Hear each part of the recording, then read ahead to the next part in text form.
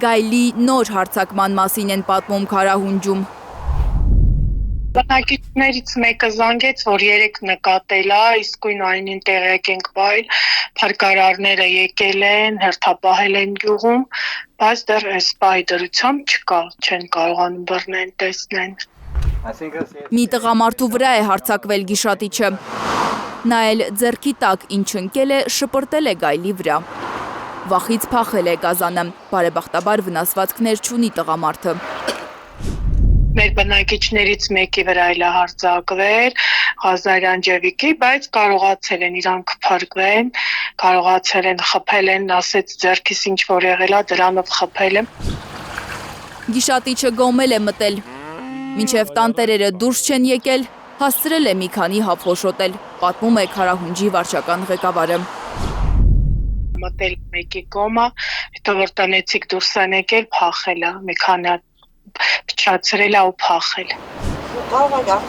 Կենթանաբանական այգու նախկին անասնաբույժը հորդորում է հանկարծ չուտել վնասված հավի միսը։ Չկա, պրոստը պետք է չի պահել, հա, ուղղակի պետք է միանգամից ոչնչացնել ու լրիվ իրան ոչնչացնել միջև վերջ, իրա միս ամեն ինչ պետք է ոչնչացնել։ Գյուղում տեղները չեն գտնում մարդիկ։ Աղմկոտ լուրեր են տարածվում, թե չորեքշաբթի Գորիսում ու Քարահունջում մարդկանց վրա հարձակված գայլերը վիրուսակիր են, մահացու կատաղություն ունեն։ Եթե դա վիրուսակիր է, կատաղության մասին է խոսքը գնում, բնականաբար այդ կատաղությունը իրանք փոխանցելու են այլ կենդանիների ու ոչ մենակ շների, ում որ կծեն այդ վիրուսը փոխանցվելու է ու արդեն եթե մարդկանց վնաս է եղել, բնականաբար մարդն ավարակված է։ 6 մարդու վրա էին հարձակվել գայլերը, տուժածներից մեկը 3 տարեկան Դավիթն է։ Նրա գլուխը հրաշքով են հանել գայլի երախից։ Գորիսեցիներն ասում են, որ փոքրիկի վրա գայլի հարձակման պահին տարածքում էլի երեխաներ են եղել խաղալիս։ Նրանք կարծել են, թե շուն է հարձակվել Դավիթի վրա ու թաքնվել են։ Ծանր է 72-ամյա Սուրեն Ծատրյանի վիճակը։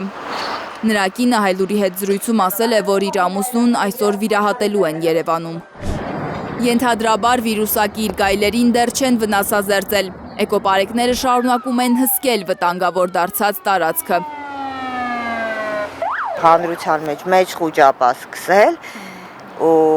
կարծում եմ, եթե արդեն սա հանրայնացվել է դեպքը, պետք է պարտավոր են պատկան մարմինները հանրության հետ կոնկրետ ճշտգրիտ ինֆորմացիա տալ, կա այդ վիրուսը, թե չկա։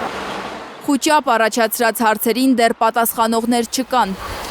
Շրջակա միջավայրի նախարարությունում երկուշաբթի է արտահերթ ժողով լինելու։ Այդ ժամանակ նոր պարզ կդառնա։ Կատաղություն ունեն, վիրուսակիր են չորեքշաբթի մարդկանց վրա հարձակված գայլերը։ Լանա Համբարձումյան, Հենրիկ Համազասպյան, Գագիկ Տեր-Ղազարյան, Հայլուր։